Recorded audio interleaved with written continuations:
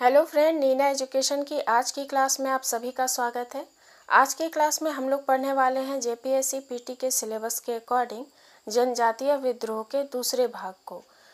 इसकी एक क्लास हो चुकी है जिसमें मैंने आप लोगों को दो प्रकार के विद्रोह के बारे में बताया है, ढाल विद्रोह और पहाड़िया विद्रोह। आज की क्लास में मैं आपको बताने वाली हूँ चुआर विद्रोह। इसके साथ साथ हम लोग भोक्ता विद्रोह और घटवाल विद्रोह के बारे में भी अध्ययन करेंगे। बहुत सारे विद्रोह हुए झारखंड के क्षेत्र में और जेपीएससी पीटी के सिलेबस के अकॉर्डिंग इन सभी विद्रोह हमको दिया गया है सिलेबस में। तो हम लोग देखते हैं आज की क्लास में। सबसे पहले चुआर विद्रोह, यह 1769 से 1805 ईस्वी के बीच हुआ। चुआर विद्रोह की अवधि अगर पूछी जाए तो 1769 से 1805 ईस्वी रही इसकी अवधि। अब इसे हम लोग देखते हैं कि ये क्या हुआ, क्यों हुआ। अंग्रेज अधिकारी जंगल महाल के भूमिजों को चुआर या चोआर अर्थात नीच जाति के कहते थे। जो अंग्रेज लोग होते थे इस क्षेत्र में आकर, जिन्होंने इस क्षेत्र पर अपना अधिकार स्थापित किया था, वो यहाँ पर जो महाल के जो भूमिज जो जनजाति थी, जो भूमिज जनजाति थी कही जाती थी, उन्हें अंग्रेजों ने नाम क्या दिया तो चुआर या चोआर। इसका अर्थ वो लोग नीची जाति से लगाते थे और अंग्रेज बहुत हीन दृष्टि से देखते थे इन जनजातियों को। चुआर जंगलों को साफ कर खेती करते थे, शिकार करते थे, जंगली उत्पाद को बेचकर गुजारा करते थे। तो चुआर जनजाति जो होती थी वो इस क्षेत्र में निवास करती थी, जंगलों को साफ करके खेती करती थी वहाँ पर, उसके बाद वन उत्पादों का प्रयोग करती थी। तो उनका पूरा जीवन ही जंगलों पर निर्भर था। पूरा उनका जो समय होता था, उनकी जो दिनचर्या होती थी जंगलों में ही बीतती थी। अंग्रेज चुआरों की ज़मीन नए जमींदारों के हाथों में बेच देते थे। अंग्रेज़ों ने इस क्षेत्र में अधिकार कर लिया और जो चुआर पूरी तरह से जंगलों पर निर्भर थे, जंगल उनके हक के थे, उन्हें क्या किया, जमींदारों को बेच दिया अंग्रेज़ों ने। और उस पूरे क्षेत्र के जो मालिक थे वो जमींदार हो गए और ये सारी जो जनजाति थी, भूमि जनजाति, फिर उसके अधीन हो गई। जंगल जो उनके हाथ में अब नहीं रहे, जंगलों पर से उनका अधिकार समाप्त हो गया। जमींदारों के हाथों में बेच देते थे और अपने लोगों को यहाँ बसाने लगे। अंग्रेज़ों ने इस क्षेत्र में अपना अधिकार करने के लिए जमींदारों के हाथों पर ज़मीन बेच दी, थोड़ी थोड़ी ज़मीन अलग अलग लोगों को, और फिर इस बहाने से अंग्रेज अपने लोगों को इस क्षेत्र में बसाने लगे ताकि इस क्षेत्र पर उनका अधिकार पूरी तरह से हो जाए और वो पूरी तरह से निगरानी रख सके इस क्षेत्र पर।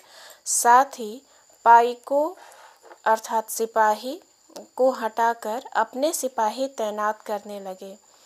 वहाँ पर जो सिपाही पहले से होते थे राजे रजवाड़ों के या जमींदारों के, या फिर जो सैनिक होते थे रक्षा के लिए इधर के ही क्षेत्रों के, उन्हें हटाने लगे और अपने सिपाही वहाँ पर तैनात करने लगे जो अंग्रेज़ों के लिए काम करते।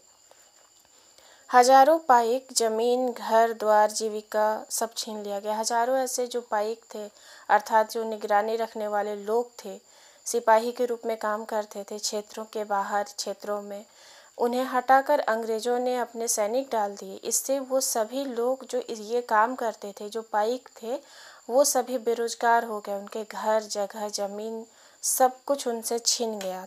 इसके बाद पाइक और किसान दोनों ने साथ मिलकर विद्रोह कर दिया। किसानों की ज़मीन छीन गई, पाइक जो लोग होते थे जो निगरानी किया करते थे उनके रोजी रोजगार छीन गए। तो ये दोनों ने साथ मिलकर अंग्रेज़ों के विरुद्ध विद्रोह आरंभ कर दिया। यह विद्रोह अकाल, लगान में वृद्धि, ज़मीन की नीलामी और कई आर्थिक मुद्दे थे जिसकी वजह से यह विद्रोह हुआ। तो इसके मुख्य कारण अगर हम लोग देखें तो ऐसी परिस्थिति अंग्रेज़ों ने उत्पन्न कर दी थी कि अकाल, लगान में वृद्धि, ज़मीन की नीलामी और कई प्रकार से आर्थिक स्थिति खराब हो गई। अर्थात अंग्रेज़ों के कुशासन की वजह से इस क्षेत्र के लोग भूखों मरने लगे। उनके पास न ज़मीन होती थी, न जंगली उत्पाद होते थे। वनों पर जिनका जीवन निर्भर था, वन उनके अधिकार क्षेत्र से छीन लिए गए। तो इस प्रकार से पूरी तरह से निरीह हो गए ये लोग। इस वजह से विद्रोह इन लोगों ने किया। अब ये जो विद्रोह हुआ इसके प्रमुख नेता कौन कौन थे, तो काफ़ी इम्पोर्टेंट ये विद्रोह था और ये पूछा जाता है, इसलिए इस तरह से जहाँ पर जो काफ़ी इम्पोर्टेंट है वो मैं आप लोगों को बता देती हूँ। तो इस जो विद्रोह के प्रमुख नेता थे वो थे रघुनाथ महतो, श्याम गंजम, सुबल सिंह, जगन्नाथ पातर, मंगल सिंह, दुर्जन सिंह, मोहन सिंह इत्यादि। ये प्रमुख लोग थे जो कि आगे बढ़कर इसका नेतृत्व कर रहे थे। यहाँ से प्रश्न पूछे जाते हैं। रघुनाथ महतो ने 1769 ईस्वी में नारा दिया, अपना गांव अपना राज, दूर भगाओ विदेशी राज। रघुनाथ महतो काफ़ी इम्पोर्टेंट हैं और इन्होंने इस विद्रोह का नेतृत्व भी किया था अपने कुछ सहयोगियों की सहायता से। उन्होंने 1769 ईस्वी में इस विद्रोह में एक नारा दिया था।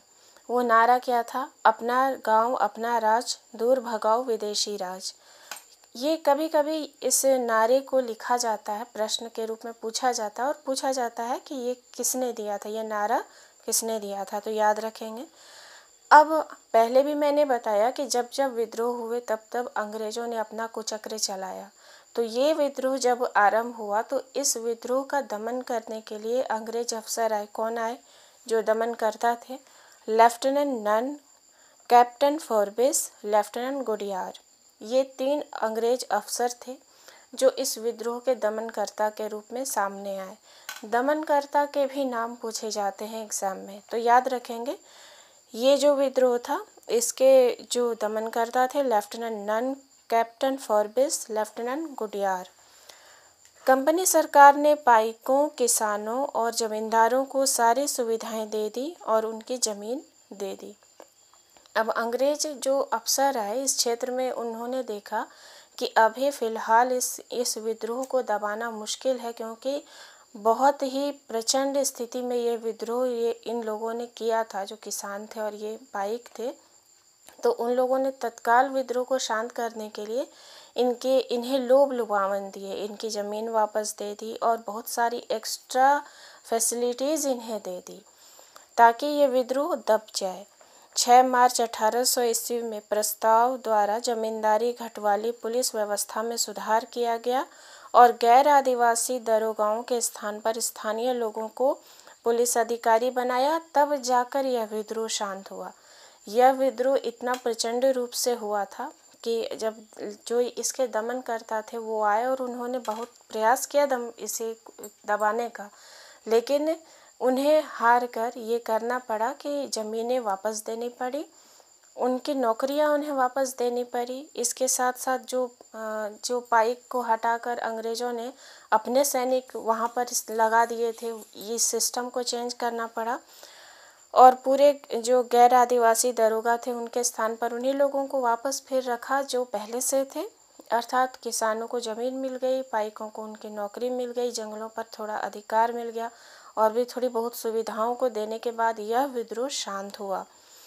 लेकिन ये सब अंग्रेज़ों की चाल हुआ करती थी विद्रोह को तत्काल दबाने के लिए, क्योंकि यहाँ के लोग सीधे साधे भोले भाले से होते थे। वो अंग्रेज़ों की कुनीतियों को, कुचक्रों को समझ नहीं पाते थे। अगला जो विद्रोह हुआ वो था भोक्ता विद्रोह। ये 1771 ईस्वी में हुआ। ये पलामू के क्षेत्र में हुआ। पलामू के राजा चित्रजीत राय का दीवान जगन्नाथ सिंह एक भोक्ता सरदार था। यह विद्रोह, कोई भी विद्रोह, उसके जो नेता होते थे, उसके जो दमनकर्ता होते थे, उस विद्रोह का समय, उस विद्रोह का काल, स्थान, इन्हीं सब जगहों से वस्तुनिष्ठ प्रश्न बनते हैं। तो एक एक नाम हर विद्रोह से जो संबंधित है वो इम्पोर्टेंट होता है, आप लोग ध्यान से सुनेंगे। पलामू के राजा चित्रजीत राय का दीवान जगन्नाथ सिंह एक भोक्ता सरदार था। हम लोग भोक्ता विद्रोह पढ़ रहे हैं जो 1771 ईस्वी में हुआ था। अंग्रेजों ने जयनाथ सिंह को उनके दूत गुलाम हुसैन खां से संदेश भेजा कि शांतिपूर्वक पलामू किला को सौंप दे। अब अंग्रेजों ने जयनाथ सिंह को उसके दूत गुलाम हुसैन के मार्फत एक संदेश भेजा कि उस किले को वो छोड़ दे, पलामू के किले को अंग्रेजों को सौंप दे। और यही विद्रोह का कारण था, क्योंकि पलामू का किला जयनाथ सिंह नहीं छोड़ना चाहते थे। अंग्रेज़ों ने क्या किया था, बहुत जो बड़े बड़े किले थे उन पर अधिकार करना आरंभ कर दिया था। इसी क्रम में पलामू के क्षेत्र में पलामू के राजा को भी किला अंग्रेजों को सौंपने के लिए कहा, जो कि उन्होंने नहीं माना और विद्रोह हुआ। विद्रोह का यही कारण था। यह विद्रोह चेरो लोगों के साथ मिलकर लड़ा गया था। भोक्ता और चेरो दोनों जनजाति मिल गए और इस विद्रोह को किया था। भोक्ता सरदार जगन्नाथ सिंह हार गया और सरगुजा भाग गया। अंग्रेजों का दमन चक्र फिर से चला और फिर ये जो भोक्ता जो सरदार था जयनाथ सिंह, ये उस वक्त जीत नहीं पाया, लड़ नहीं पाया और हार गया और वहाँ से भाग गया। वो बंदी नहीं बनना चाहता था। भागने के साथ ही वह सरगुजा के जंगलों में छिप गया। वहाँ इस क्षेत्र में, झारखंड के क्षेत्र में बहुत घने वन होते हैं और ऐसे ही सरगुजा के वनों में वो भागकर छिप गया और वहाँ फिर कुछ दिनों तक शांत रहा और अंग्रेजों ने गोपाल राय को पलामू का राजा घोषित कर दिया। उसके बाद अंग्रेजों ने क्या किया, गोपाल राय को पलामू का राजा बना दिया। नेक्स्ट है घटवाल विद्रोह। ये 1772-73 ईस्वी में हुआ।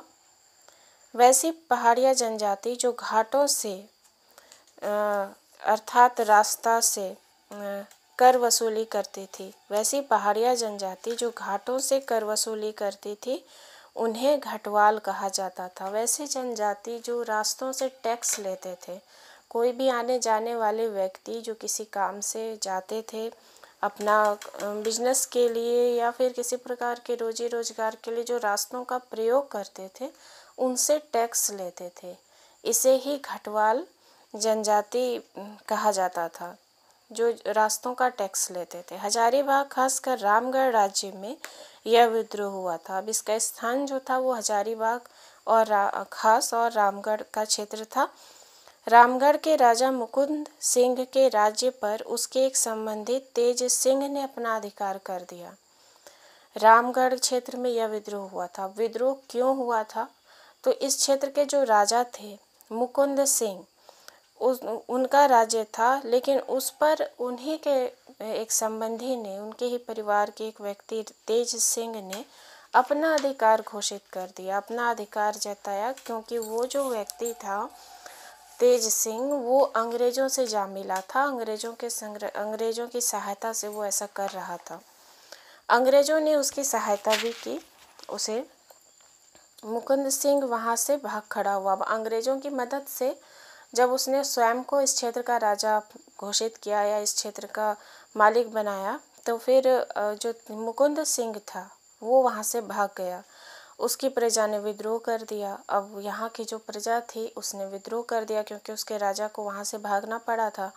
घटवालों ने कैप्टन जैकब कैमक का विरोध किया। उस वक्त का अगर हम लोग दमनकर्ता देखें इस विद्रोह का, तो कौन आया था अफसर? हर विद्रोह में एक अफसर आता है जो दमनकर्ता होता है। इसका कौन था? कैप्टन जैकब कैमक, नाम याद रखेंगे। इसका फिर यहाँ की प्रजा ने विरोध किया। छय व चंपा राजे ने भी मुकुंद सिंह का ही साथ दिया। आसपास के क्षेत्र थे। इस विद्रोह में युद्ध की स्थिति उत्पन्न हुई, परंतु युद्ध नहीं हुआ। अब ये जो पूरा सिचुएशन था, लगा कि पूरा भयंकर युद्ध होगा, लेकिन युद्ध नहीं हुआ। स्थिति को अंग्रेजों ने शांत किया। अंग्रेजों के समझाने पर वे शांत हो गए। घटवालों और रैयतों को जब यह लग गया कि मुकुंद सिंह पुनः राजा नहीं बन सकता, तो उन्होंने विद्रोह समाप्त कर दिया। प्रजा ने विद्रोह तो किया कि राजा को वापस इस क्षेत्र में ले आए, अंग्रेज हार मान ले, राजा को उसकी गद्दी वापस मिल जाए, लेकिन ऐसा हुआ नहीं। और जब यहाँ के प्रजा ने भी देखा कि उनके विद्रोह करने पर भी मुकुंद सिंह सामने नहीं आ रहा है, नेतृत्व नहीं कर रहा है या फिर उनका साथ नहीं दे रहा है, तो प्रजा ने भी तब क्या किया, मुकुंद सिंह का साथ छोड़ दिया और वे शांत हो गए। और इस प्रकार से विद्रोह भी शांत हो गया। अंग्रेजों ने कई प्रकार की रियायतें भी दे दी, उस प्रजा को बहुत सारी सहूलियतें दे दी ताकि वो विद्रोह नहीं करे। तो इस प्रकार से ये जो विद्रोह हुआ, घटवाल विद्रोह, ये भी दब गया अंग्रेजों की चालाकी से, उनकी जो नीति थी दमन की, उसकी वजह से। अगला विद्रोह है चेरो विद्रोह। ये 1770 से 71 ईस्वी के मध्य हुआ। चेरो विद्रोह भी अपने आप में बहुत महत्वपूर्ण विद्रोह है। 1770-71 ईस्वी में पलामू के चेरो शासक चित्रजीत राय और उसके दीवान जयनाथ सिंह राजगद्दी के दावेदार गोपाल राय की ओर से लड़ रहे थे। ये सभी इम्पोर्टेंट नाम हैं। 1770 में जब चेरो विद्रोह हुआ तो चेरो शासक चित्रजीत राय था। चित्रजीत राय का दीवान था जयनाथ सिंह। राजगद्दी के दावेदार गोपाल राय की ओर से ये लड़ रहे थे। अंग्रेजों के विरुद्ध एक विद्रोह किया जिसे चेरो विद्रोह कहते हैं। तो ये सभी मिलकर अंग्रेजों के विरुद्ध एक विद्रोह किए जिसे चेरो विद्रोह कहते हैं। तो ये चेरो जनजाति के लोग थे, इस वजह से इस विद्रोह को चेरो विद्रोह कहा गया। फिर कैप्टन जैकब कैमक ने इस विद्रोह का भी दमन किया। इस अवधि में इस क्षेत्र में यही अंग्रेज अफसर था, कैप्टन जैकब कैमक। 1 जुलाई 1771 ईस्वी को गोपाल राय फिर पलामू का राजा बन गया। चेरो विद्रोह पुनः 1800 से 1819 ईस्वी तक चला। तो ये विद्रोह भी बहुत लंबे समय तक चला। पूरे इतिहास में सबसे अधिक अवधि तक यही विद्रोह चला। तो छोटे छोटे कारणों से ये विद्रोह 1800 ईस्वी से 1819 ईस्वी तक चलता रहा। अंतिम चेरो शासक चूड़ामन राय ने जागीरदारों की जमींदारी हड़पना आरंभ कर दी। अब अंतिम जो चेरो शासक था उसका नाम था चूड़ामन राय। ये पूछा जाता है, इसने क्या किया, जागीरदारों की जागीरदारी को हड़पना आरंभ कर दिया। अब पलामू ने कंपनी की सेना रहती थी। पलामू के क्षेत्र में कंपनी की छावनी थी। यहाँ पर कंपनी की अर्थात अंग्रेजों की सेना रहती थी। अतः राजा को जागीरदारों की आवश्यकता नहीं थी, क्योंकि वो अंग्रेज के सहयोग से वहाँ पर राजा बना था। तो क्या किया उसने कि जागीरदार जो होते थे उनके पास भी काफ़ी प्रॉपर्टी होती थी। तो चूँकि इन्हें ये जो राजा थे इसे जागीरदारों की आवश्यकता ही नहीं रही, क्योंकि अगर इसे आवश्यकता होती तो अंग्रेजों के सिपाही थे, अंग्रेज शासक थे जो इसकी हेल्प करते थे। तो जागीरदारों के पास की भी संपत्ति इसने हड़पने की सोची और हड़पना आरंभ कर दिया। उनकी ज़मीनों को बकाया राजस्व के नाम पर बेच दिया जाता था। बाकी है, बकाया है, कर्ज है, ब्याज है, ये सब बताकर जो जागीरदारों की ज़मीन होती थी वो नीलाम कर देते थे और उसे फिर खरीद लिया करते थे और इस प्रकार से जागीरदारों की ज़मीन ये हड़प लेते थे। इसके खिलाफ चेरो ने भूषण सिंह, जिन्हें भूखन सिंह भी कहते हैं, इसके नेतृत्व में 1800 ईस्वी में विद्रोह छेड़ दिया। इस विद्रोह से ये प्रश्न पूछा जाता है कि चेरो विद्रोह किसके नेतृत्व में हुआ। तो 1800 ईस्वी में जब चेरो विद्रोह हुआ तो भूखन सिंह या भूषण सिंह के नेतृत्व में हुआ था और इसके जो दमन करता थे वो कर्नल जॉन्स थे, जो इस क्षेत्र में आया था और इस विद्रोह को दमन करने के लिए पूरा कुचक्र चलाया। 2 साल तक सक्रिय विद्रोह चला। सक्रिय रूप से यह विद्रोह 2 साल तक चला। अंततः भूषण सिंह पकड़ा गया और 1802 ईस्वी में फांसी की सजा उसे दे दी। लगातार 2 वर्षों तक यह विद्रोह चलने के बाद भूषण सिंह को अंग्रेजों ने पकड़ लिया और अंग्रेजों की ये नीति थी कि जो भी विद्रोही होते थे या विद्रोह के जो नेता होते थे वो पकड़ते और फांसी दे देते। तो ये भूषण सिंह को भी फांसी दे दी गई। 1817 ईस्वी में पुनः विद्रोह आरंभ हुआ। कंपनी ने 1813 ईस्वी में पलामू के चेरो राजा चूड़ामन राय को राज्य की नीलामी कर दी और यह कह दिया कि ये इन्होंने बकाया कर नहीं दिया है, जो अंग्रेज कर के रूप में हर एक राजा के ऊपर देते थे। हर राजा से टैक्स लिया करते थे और ये टैक्स हर साल बढ़ता था और जो नहीं दे पाते उनके राज्य को अंग्रेज ले लेते थे। और यही किया चूड़ामन राय के साथ अंग्रेजों ने। 1813 ईस्वी में ये पलामू के चेरो राजा था और इसकी जो पूरे राज्य की नीलामी अंग्रेजों ने कर दी और पूरे राज्य पर अपना अधिकार कर लिया। और ऐसा इसलिए किया कि अंग्रेजों ने बोला कि इन्होंने टैक्स नहीं दिया है। जागीरदार की जागीरें बेच दी। तत्पश्चात चेरो समुदाय, जागीरदार, पुराने राजा और उनके सभी अनुयायी एक हो गए।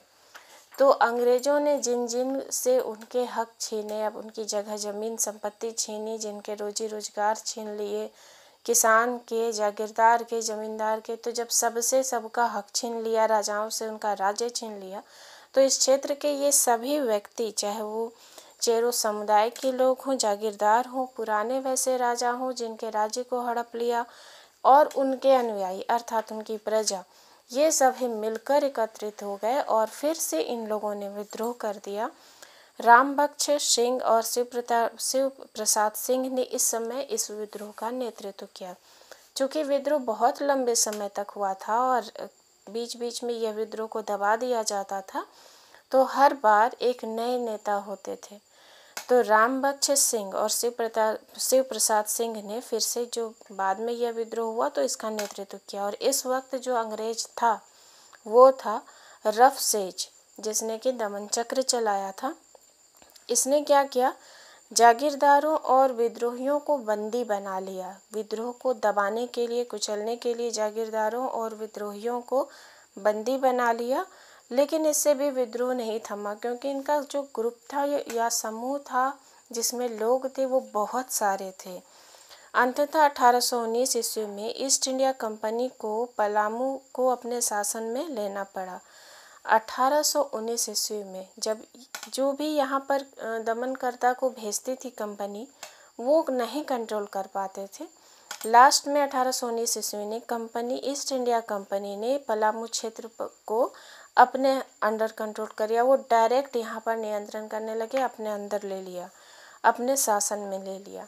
और यहाँ पर जब बहुत अधिक कड़ाई हो गई तो यह विद्रोह ऑटोमेटिक फिर शांत हो गया, लेकिन फिर भी ये बहुत लंबे समय तक चला। तो इस प्रकार से आज की क्लास में हम लोगों ने कौन कौन से विद्रोह को देखा, तो हम लोगों ने देखा भोक्ता विद्रोह, खटवाल विद्रोह, चेरो विद्रोह, जो कि काफ़ी महत्वपूर्ण विद्रोह थे। अभी भी बहुत सारे विद्रोह बाकी है, तो नेक्स्ट क्लास में हम लोग फिर से देखेंगे। अभी कंटिन्यू झारखंड में होने वाले विद्रोह के बारे में ही बताऊंगी मैं, जो जेपीएससी पीटी के सिलेबस के अकॉर्डिंग ही होगा। तो चलिए फिर नेक्स्ट वीडियो में मिलते हैं। धन्यवाद।